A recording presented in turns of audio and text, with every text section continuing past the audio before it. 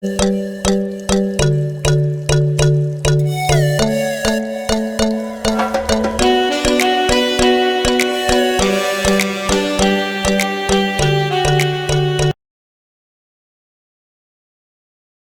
evening, everyone. Welcome to INTOUCH, a masterclass on school products powered by Brainwonders in partnership with Future Ready Kids. This fourth edition of Masterclass series will take you on a short journey of introducing you to 30 innovative school products selected from across India. In this masterclass, innovative products, informative content, and progressive ideas are being shared with you. We remain hopeful that this and forthcoming sessions will inspire you to take your school community to a new direction of development. My name is Namrita, and I will be your moderator for today. I represent India's largest counseling organization, Brainwonders. With 108 global centers, Brainwonders has been revolutionizing the face of academic guidance, career development, and personal growth via its US patented DMIT and online psychometric tests.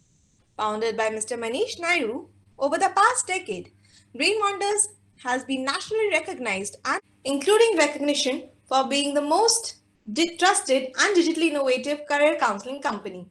Excellence and passion is what Brainwonders strives for. And with that, let's begin today's session.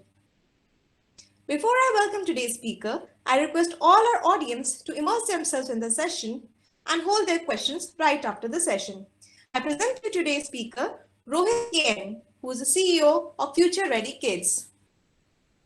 Rohith is an inventor and innovator with over 20 years of experience, having worked in creating cutting-edge technologies across telecom and internet with Infosys Bell Labs and later as Director of Innovation on OnMobile Global Limited, a global leader in telecom services. He anticipated a rapid change in the world that tech would usher in.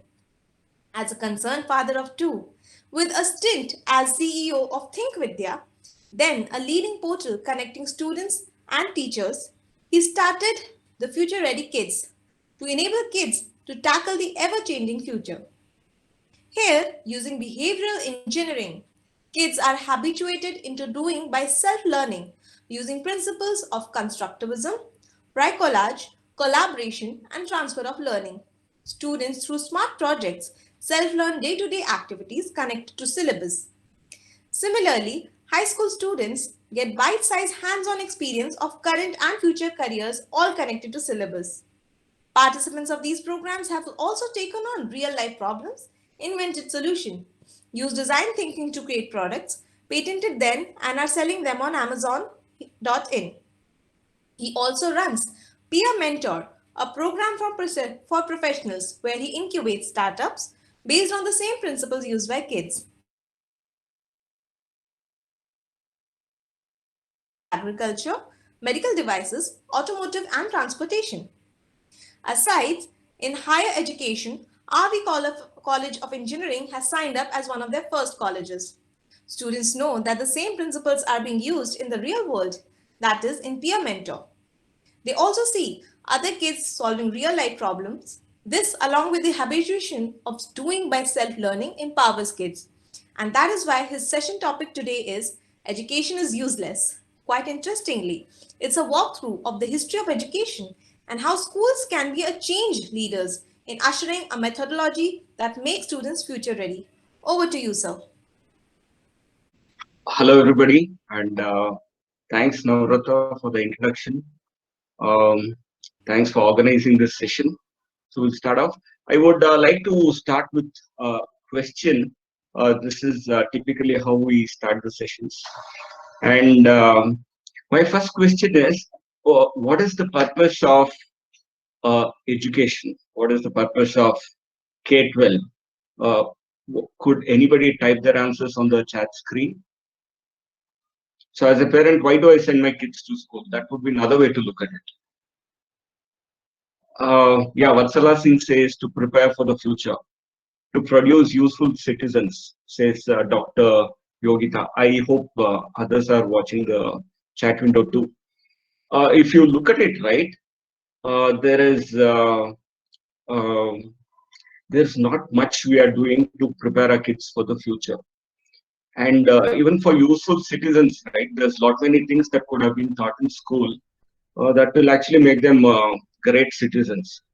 Just a couple of days ago, we saw what happened in US. Uh, People ransacked Capitol Hill, and that's definitely not what a useful citizen would do. So in that sense, it is kind of broken. I would like to share from my point of view as a parent. See, fundamentally, right? If I would live forever, I would take care of my kids forever. But that's not going to happen. I'm going to go one day, and after that, the kids they have to take care of themselves. And that is my fundamental reason as to why I send my kids to school. Correct. Now. Vatsala Singh has talked about to prepare for the future. I would like to ask another question. What are the things that a school does, or a syllabus, or a curriculum? What does it do to prepare our kids for the future? Could I get some answers? What is there in the syllabus, or what is there in the curriculum that will prepare my kids for their future? Yes, doctor. Whatever are the various perspectives, you could let us know. At least one or two to start with.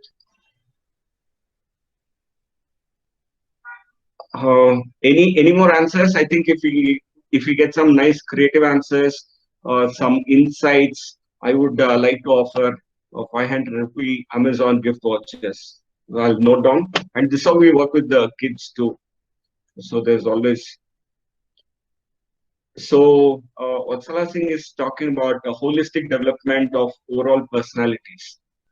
It's quite articulate, and it's very deep and meaningful. But if you look at the curriculum, right? Uh,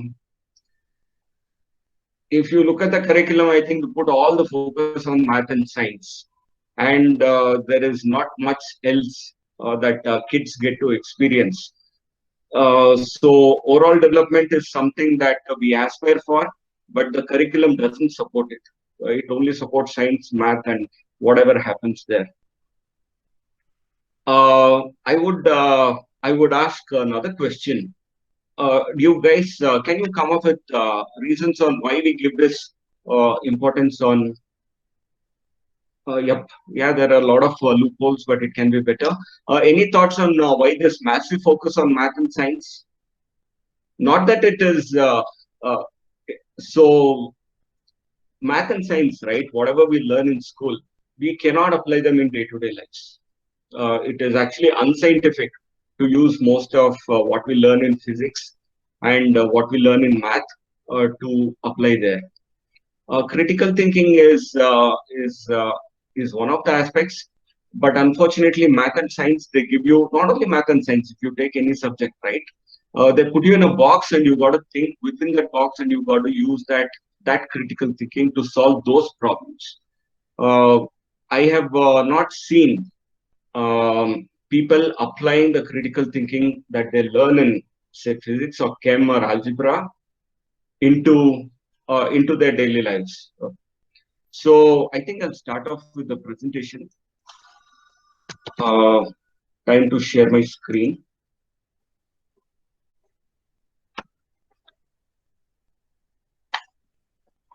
Okay, thanks so much.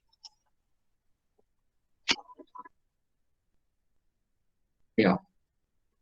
See, the education, right? We learned a lot of algebra. You don't use that in 99.9% of all the careers today. You don't use it at all.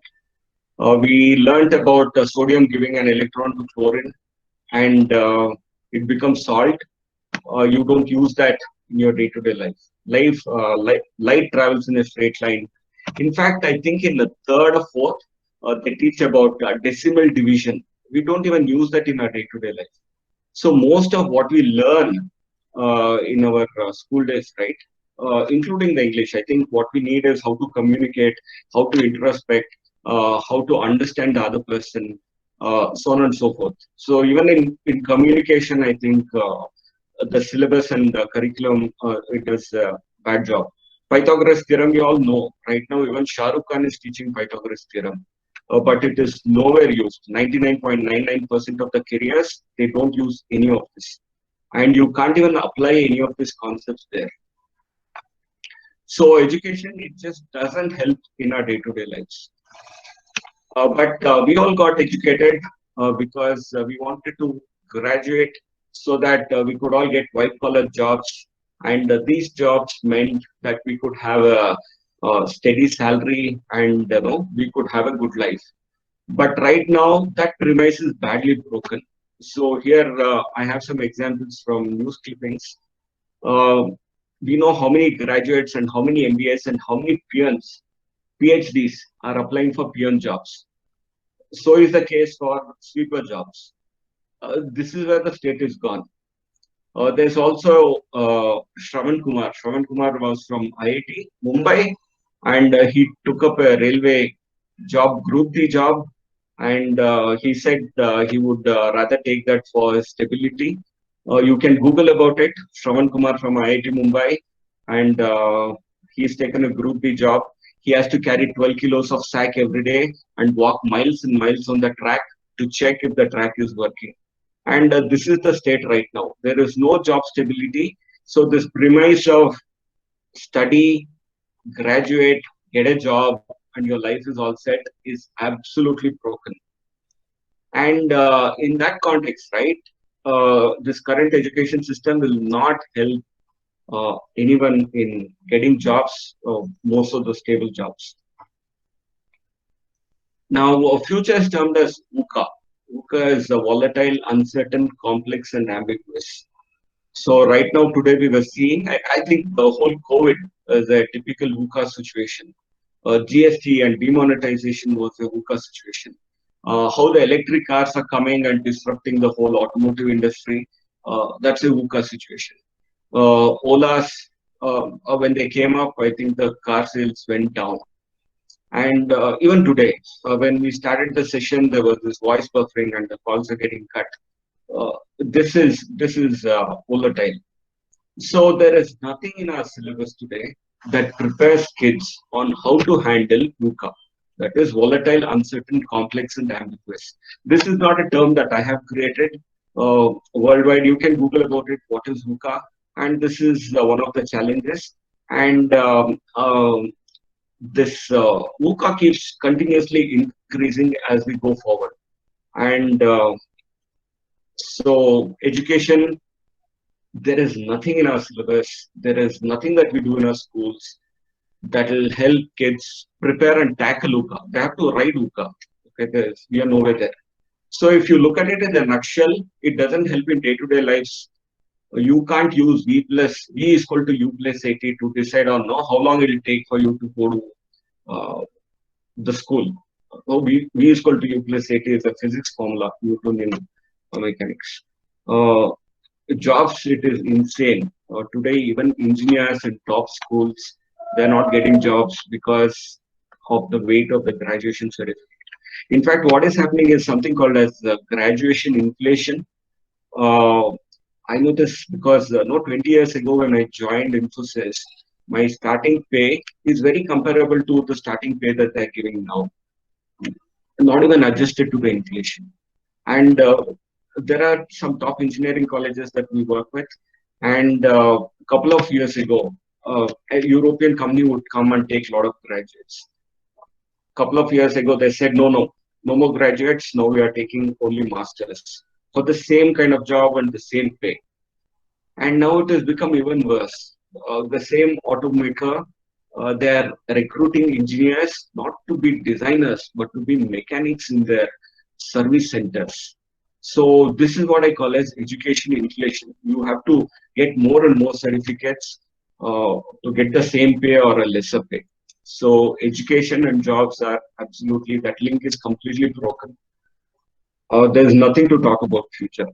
How education can help kids tackle VUCA. So what does the future need? So future needs people who can do, who can build stuff, who can create stuff. And in India, I think if you go back 2 centuries before, everybody were doers and builders. It is not like, no, it is only the Ambanis or the Tatas who could do and build. Everybody were into doing and building, and that is part of our genetics. When you do and build, things don't work. And when things don't work, they break. And there's a lot of failure. And when you're building stuff and when you fail, when you're inventing, this is something I know. I have been an inventor, filed multiple patents. This has been part of my job profile to invent and build new stuff and take them to market and make them business lines. And a lot of things break. Today in a real world, if something doesn't work, you have to iterate, you have to think, and you have to come up with new ways of doing it. You have to see why it didn't work. So if you asked Edison, right, he said, I know 100 ways on how to not build a bulb. And failure is an essential part of doing and building. That's what the future needs. And there is no scope for failure in the current education system. You are branded as a failure, and no, that project or that task or a test, you have not failed in a test. You are branded as if you are a failure in life. There's no scope for essentially failure in current system. Of course, there's nothing about doing and building. It's all about just learning stuff. So when things don't work, we need to self-learn. Uh, there is not much of self-learning uh, that is built into the system today. And they have to iterate, they have to ideate, they have to continue this loop on and on. So it is like fail and succeed, and fail and succeed, and fail and succeed. It's not even succeed, you make it little better and then you fail another point. This is what the world in future needs. And this is just not built into the current system. Here, you're a repeater if you fail, essentially. No, you're a failure in the education system. And this aspect is called as bricolage. Bricolage is a French term. It's also part of pedagogy. It's this approach is essentially called as bricolage, self-learning and making things better and better. This you do this in a collaborative environment. You can't do it alone. Uh, and this is how all the scientists work. This is how all the PhDs, they write their papers, they collaborate, they look at things, they self-learn, and then they build stuff. And this is how the companies are built. And this is exactly how uh, the future is going to be. Everybody has to go through this process. If you are if you're somebody who can take orders and do a job, then a robot will come and replace your job. It's not for just 1% of people. This is applicable for everybody. Everybody have to think, do, build, iterate, and self-learn. But the current school system, right, it is completely stretched and stressed, and there is no scope for adding anything more onto the current system. The teachers can't take anymore. They're doing a lot. The kids are doing a lot, and parents are stuck in their own sweet lives, and they don't have time for the kids. And this is the current situation. What future needs is completely different from what the school is offering. At the same time, the school doesn't have any flexibility beyond the curriculum and beyond the syllabus and all the gamut of work that the schools are doing. And this is where we stand. I would like to take one or two questions here. Are there any questions so far?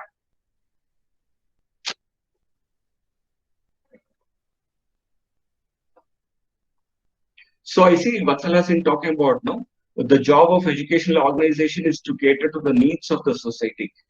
Unfortunately, society, they don't know what they want, and it is here that we have to come up and offer solutions and even educate the society on what they actually need. Any more questions? I don't know if I'm just going. Is the speed fine? Am I? Uh, are you people able to understand what I'm talking here? Any questions? Okay, thanks so much. I'll just continue. So this is what we do, right? The schools, they don't have any scope to change on what is being done. Teachers are completely uh, drowning with work. And this is where we come and help kids seamlessly learn self-learning and incorporate this process into the current system. So first what we do is we sign up with the school, and for every one of the classes, we walk in as a substitute teacher. This is typically a 1 week process. And for every class, we do a one-time session on self-learning. So in this session, students self-learn, self-learning. So we walk through the entire process within the class so that they learn it by themselves. And I would like to play a small video here now on what the kids are saying after they have attended this self-learning session by future ready kids. You play the video.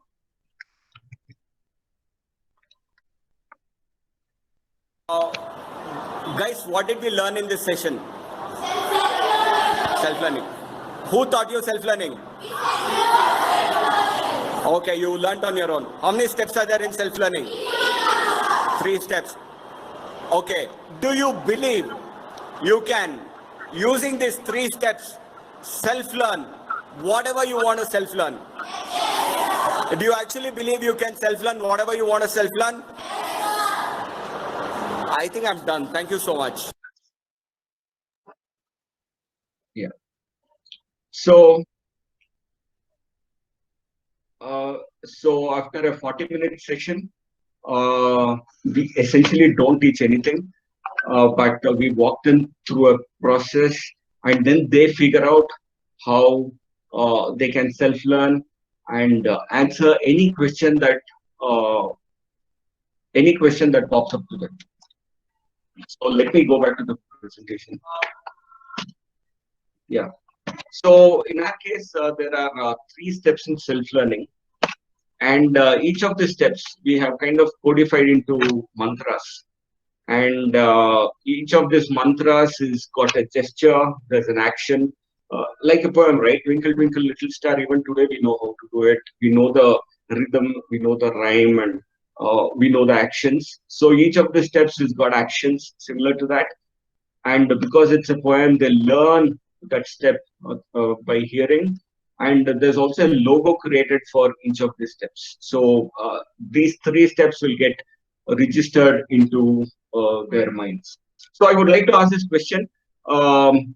We learned all this pure sciences. Essentially, what I would like to say is the molecular biology and inorganic chemistry and algebra and calculus and all that. Guys, do you have any thoughts on how all these topics creeped into the education system, into the current curriculum? Why are these taught? Why are pure sciences taught? It's not that no, all the careers need them. None of them need them, honestly. And even there was early before 1970s, they were not taught in schools. So Dr. Yogita says no idea. So let me start off. So the background to this is the space race. Sputnik, Russia launched Sputnik, and the Americas, they thought that they're going to lose the space race. Now the thing is, in early 50s, 60s, and 70s, right? That is the post-World War era, and before World War, the Western societies, they were all into colonizing the entire world, and they had all colonized the whole world. And the war came and liberated all the colonies. Now the Western world really believe that the future is all about space, that they are going to colonize space after the Earth is done. Next step is for space. So if you look at it, there was a huge hype created for Sputnik. If you look at the cartoons, Jetsons was a very popular cartoon that turned up during that so-called no early space age days. If you look at a lot of music, a lot of articles, and a lot of things, they really believed that future space tourism, they're going to mine the different planets and asteroids and so on and so forth. And everything is space. And the person who wins the space race will be the country that will colonize everybody else. So that was the thought. And with that mindset, what happened is when Kennedy announced that in 10 years we'll put a man on moon and come back, a lot of money went into the universities in America for all kinds of space studies. And a lot of streets were opened up, if I could say, in the universities for people who knew the fundamentals of pure science. And because that was the demand of the universities, all the schools in America and the Europe, and we all copied. We put in all the pure sciences that kids had to learn now, so that when they go to college, they'll be able to use this to make better rockets, to do mining and learn molecular biology and so on and so forth.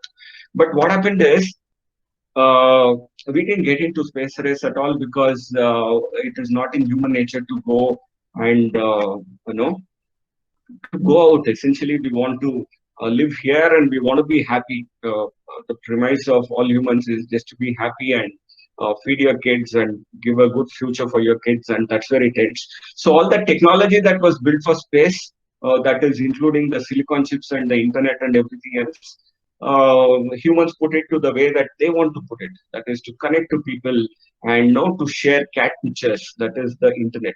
So this is how all those syllabus creeped into the education system, and we did not go in the direction of space.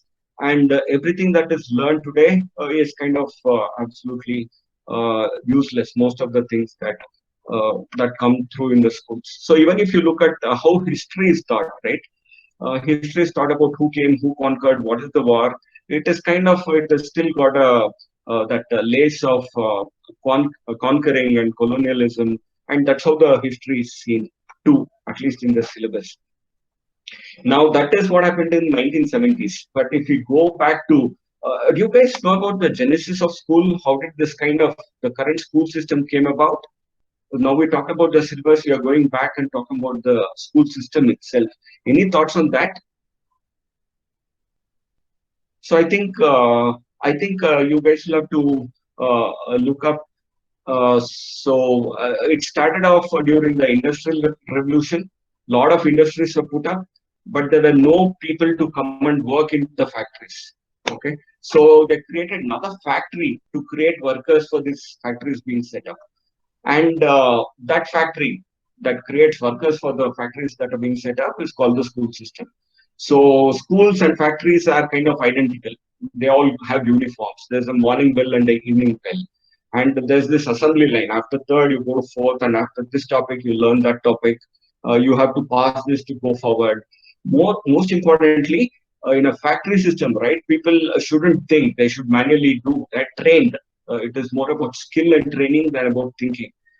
School system kind of takes off that too. Don't think there is one correct answer, and you have to give me that correct answer. It's about obedience. Don't think. So all these are kind of bundled into the school system, mainly because they started off as factories to create workers for the factories. And today, if you look at it, there are no factories at all. Now, all of a sudden, after your graduation, you're supposed to come and think outside and do stuff on your own. And there's no guidance. Typically, in the new age corporates, there are no bosses to.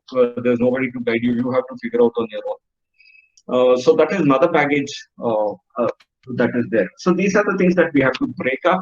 And the first thing that we have to do in this context is self-learning. As I told you, we have come up with a methodology where there are 3 steps in self-learning. Each of the steps is called as mantras. Each mantra has got a gesture, so that kinesthetically you learn the mantra. You learn it by saying a poem, and there's a logo so that you learn the mantra from all aspects of learning. And what we do is, after these mantras and 3 steps of self-learning are learned, we want to habituate kids. We want to make it a habit. And habituation is essentially conditioning. So anytime that you must be knowing about this Pavlov's dog, right? So we condition kids so that anytime they have a question for which they don't know the answer, they get onto self-learning. And habituation is not just in animals, it is there in plants and it is there in worms. And this is a form of learning that is built into all organisms. So we kind of tap into that. So anytime there's a question, these three mantras pop up into the kids' mind, and they automatically go through this process, and they come up with answers. Now, what we want to do is this what they learn in this session, the mantras, they have to put it to practice. So they have to do rote learning. They have to skill themselves into self-learning. You can only skill yourself by doing it over and over again. So what we do is map to the school syllabus. We give assignments once a month. Say suppose, so in fifth standard, I think in December they teach about skeleton system, and what we do, we give assignments which are to be done at home, and using our app. Because we are into self-learning, we give this assignment a month before the topic is taught in school. So after the first time orientation, every month students will get uh, home assignments. These assignments are aligned to your syllabus, and we give this a month before the topic is taught. And typically in schools, you teach and then give a homework. Here we flip it around. Instead of giving after, we give it before, using a methodology, the self-learn, and they build. So in each of our assignments, they have to build something. So here they have built a crossbow using pencils and rubber bands and paper clips. It is something that's available in their homes. They don't have to buy any kits. They don't have to buy anything from outside. They build this toy. And while building this toy, they go through a lot of questions, a lot of things don't work, and they have to make it work. And that is where the bricolage comes in. And the point is, right, today, all the kids, they have a lot of screen sense. But honestly speaking, they have very little common sense. And common sense is a primary thing for critical thinking, creative thinking, logical reasoning, and everything else. This is the foundation. And without common sense, they really can't do any critical thinking at all. So all our activities, they enhance common sense to start with. But why did we build this toy? We built this toy for transfer of learning. This is another very important aspect of uh, intelligence. That is, can you apply what you learned in one field to an entirely different field? Can you see the commonalities? Can you see how the systems work? So here, they have to identify in this toy, right? What's a muscle, ligament, bone, and a tendon? It's all done using an app. It's done at home, so teachers are not troubled at all. We are there to support the kids, and we do the whole thing. And they have to identify which is a bone, ligament, muscle, and a tendon. Now they have to see how all this operate, and finally they have to identify what is a muscle in a school system, what's a tendon in a school system, or what's a bone, ligament. This is transfer of learning. Can you take this skeleton system and see how it works and apply same thing to this toy? Can you apply the same thing to something totally abstract like a school system? This is called as constructivism. Constructivism, I hope many of you know about this. It is how you make mental models of how things work. So the same model that is of a skeleton system is actually the same model that is used in a toy, is the same model that how the school functions. So this is constructivism, ability to make your own models and to continuously work on those models and improve them and apply this model to different places. So that was one assignment that was done. There they actually learned about rubber bands and how to tie knots, but they also self-learned about the skeleton system. So when the same topic is taught in school, students know it and understand it, they comprehend much better. Next month it is related to stitching and it is related to math. Again, there are no kits. Things are done with whatever is the material at home. We do train the parents so that they understand the essence of this process.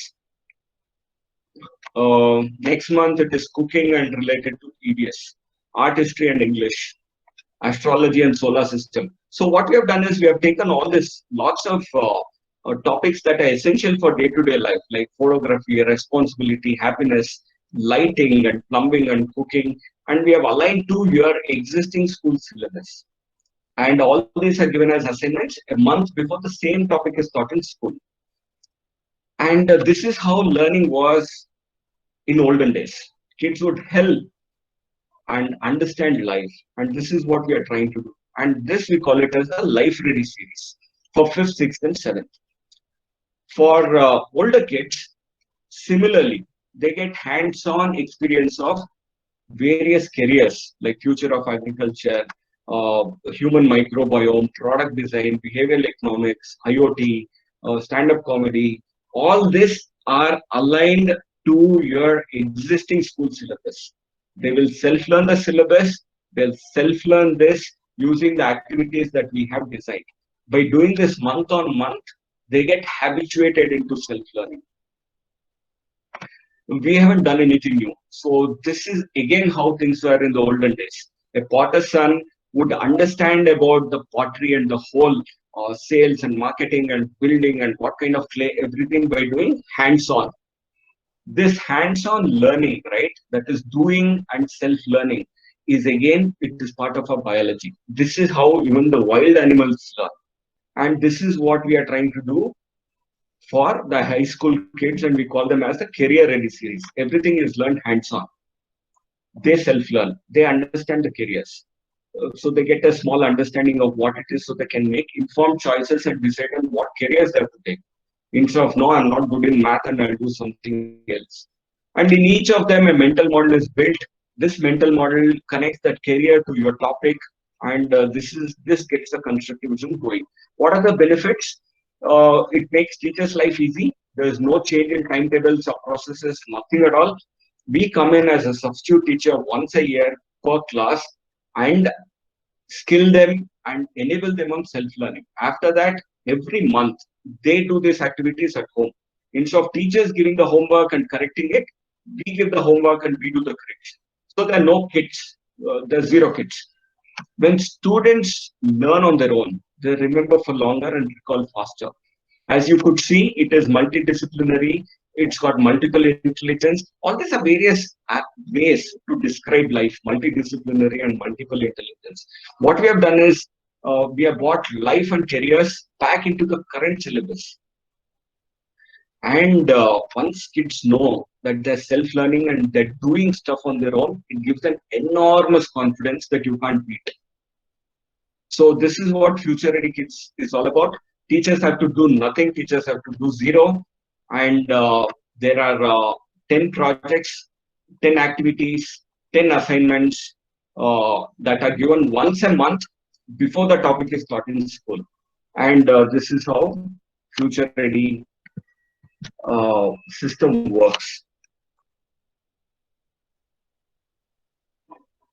Yeah. So any questions? I'm kind of done there. What we have done is we have taken habituation, which is part of biology, and habituation is how all animals learn. We have put it into this. Then they understand life by connecting life back to the syllabus and careers back to syllabus. And this is what we have done. I'm open for questions. Thank you, sir, for enlightening us today. We actually had quite an interactive session with you. If you can just check the chat box. And we have some questions already lined up for you.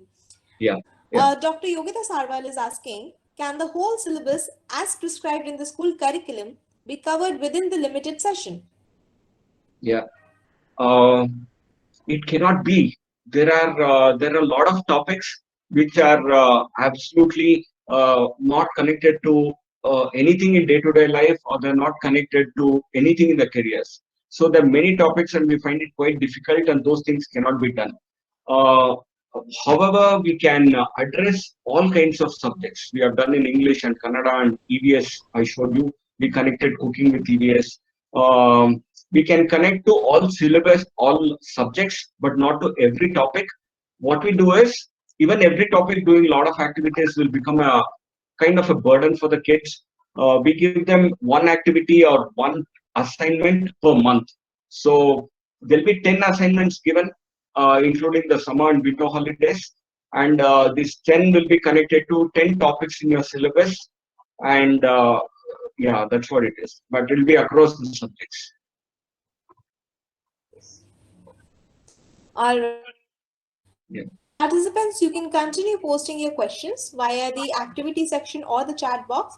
If you would like, you can also raise your hand and present your question directly.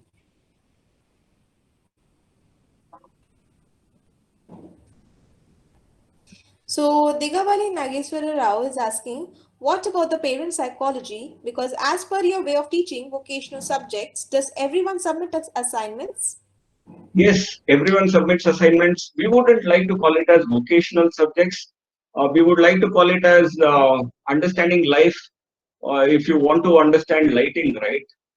I don't think it's kind of common sense. We are supposed to know.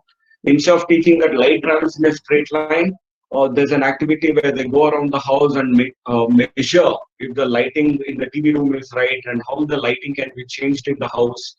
And we would like to call it as vocational subjects because it becomes cornered. Does everyone submit assignments? Yes, everybody submits. The reason is we come and give massive prizes in the assembly, and there's a huge race on who gets the prizes. And these prizes are not what we choose. Students go to Amazon, they pick up whatever they want worth a number, and we buy it for them and come and give it in the assembly. So I know kids have taken 1,200 rupee Reynolds fountain pen, and no parent would have bought it. Now, when that kid is wearing that in the school and walking around, everybody knows that he earned it. There's a massive amount of pride associated with, and that's one of the reasons. We give badges, we put up the winners in the app that drives them. There was one more question by Dr. Yogita Sarwan. She is asking, can we develop inquisitive thinking? Can this be developed? Yes. The thing is, if you get interested in a subject, you become inquisitive. Inquisitiveness is not, I'm not very inquisitive about cricket. I, I don't know, but my son is very inquisitive because he's interested. So what happens here is, over 7th, 8th, and 9th, 8th, 9th, and 10th, right? They get hands-on experience of 25 careers. And similarly, they get 30 activities to do in 5th, 6th, and 7th. And it is very normal that out of these 55 things, right, they become interested in one or two. And then they become inquisitive in whatever they are interested in. And we think that's the right way to make people inquisitive. Confidence development, absolutely. I mean, no, once kids understand that they can do stuff on their own, correct? They can solve problems on their own. They can cook on their own. It's amazing amount of confidence. Kids who work with us, this is the school program, right? We conduct summer camps where they actually pick up real life problems and go solve the problems for real. And three of the teams that have worked with us, they build products and then they invented products, they patented and they're selling them on Amazon. And when kids see that the products that they build are selling on Amazon, massive amount of confidence. Um, yes, there is a Future Ready Kids app. It can be downloaded after the school signs up, and that is what we do. And as for the app, I think you can easily find it in the Play Store, and of course, the link of the website also has been shared. That also will help you navigate to the app, so that I think you will have a lot of downloads today and tomorrow, so from our No, audience. no, you can't. So app has got a login. So for the login, the school has to sign up. So that's a kind of, yeah. Correct. So even if you do, there's nothing. Sir, I do have a question of my own, if you don't mind. Yes, please. Yes, please. The question. Yes, sir. So I was wondering, why, why has the whole aspect of involving and inculcating basic skills in each and every education plan, each and every education curriculum so far, why does it sound so innovative and new? I mean, life skills is something that is very basic and essential, right? Why do we? What has stopped everybody else to realize the same? And I think this should have been conceptualized when the educational frameworks were being built, right?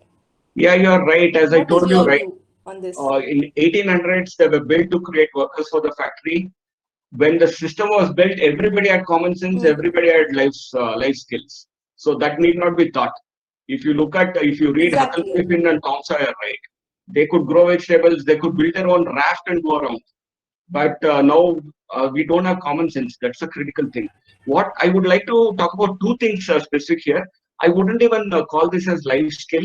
Self-learning is a capability. Self-learning is a skill. Unfortunately, the school system does not believe that self-learning is possible. That is number one.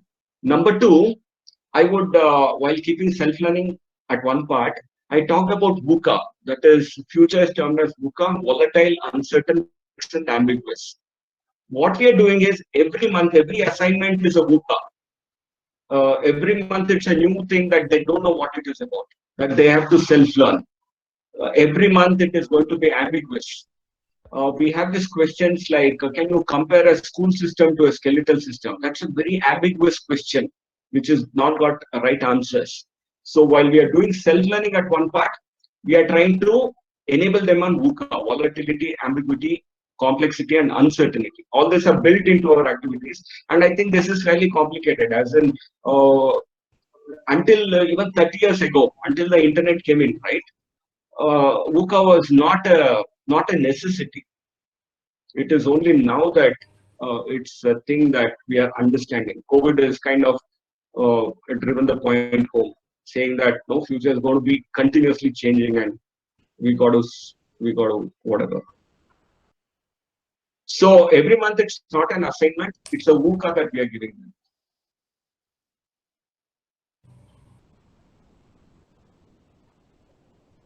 So anything else? Amazing, sir. I also believe that when a baby is born or when a child is born, they do engage in self learning by themselves. I mean, you don't, Absolutely. even if you leave a child, they will crawl, they will turn their head around. But then slowly and steadily we tell them what to do, what not to do, and I think that is where we start going wrong, not the child, of course. Yeah, We yeah, do yeah. have the final So question of the evening we now. have we actually started with no, how learning happens in a single celled organism, habituation. Then how it happens in mammals, that is learning by seeing, by copying others.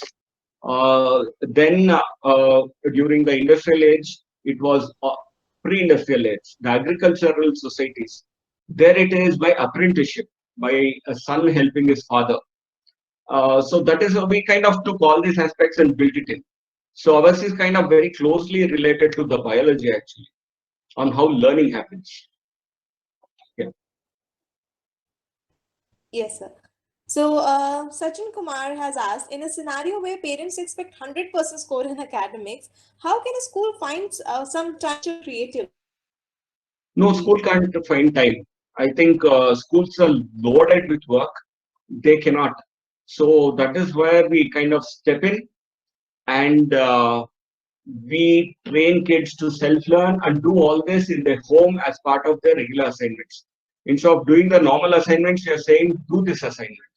And I'll tell you, creativity. There's nothing called as creativity. The thing is, the school system trains you to give one answer for a given problem. But our activities are designed such that they can come up with multiple answers. And if you look at those answers, they invariably look creative. There's no single right answer, and uh, you don't have to nurture creativity. You just have to stop that there's only one right answer for a given problem. If you stop that, creativity is the natural default for all living beings actually. Very well said, sir. I think I absolutely am on board with the last line that creativity is not something that needs to be developed. It is already present. It just Yeah. needs to breathe, I'll say. Um, the final question of the evening is asked by Ms. Fatima, who is asking, one needs time to study and understand body language. What tip would you give to the parents and respect to communicating effectively with their children? Yeah. Okay, so we have probably I should have done the first slide, which I kind of skipped. We have a training session for parents on how to parent, and for nursery kids, it's kind of a 3-year program. on how do you parent. And for 5th, 6th, and 7th, when they get into this, we have a orientation sessions with the parents, and that kind of answers most of the questions. Needless to say, I think even parenting, you have kind of grossly missed the mark. If you look at a joint family, right, the olden days, there was nobody to parent, nobody had time to parent. Now we are kind of parenting and kind of ruining the natural thing. So the answer in a nutshell is we take orientation sessions for parents. If that answered, yeah. I think so. We're done with the questions for today, and I think we had a lot of interesting questions which were very justifiedly and very wisely answered by you. Thank you for that. I think the session also was quite, it had it, it hit the right notes, if I could put it like that. Thank you, sir, for presenting us with a concept which I think was much needed. It was like a breath of fresh air for all of us. It was our pleasure to host you today and explain to us what Masterclass is all about. Thanks everybody. I think my coordinates are there. You can message me, you can buzz me. I'm there to work with your schools, or if you want speaking sessions with your parents, I'm there. If you want smart projects and if you want to make your students as future ready kids, please reach out. I'm done. Thank you so much. Thank you, sir. Have a great day ahead. Thank you.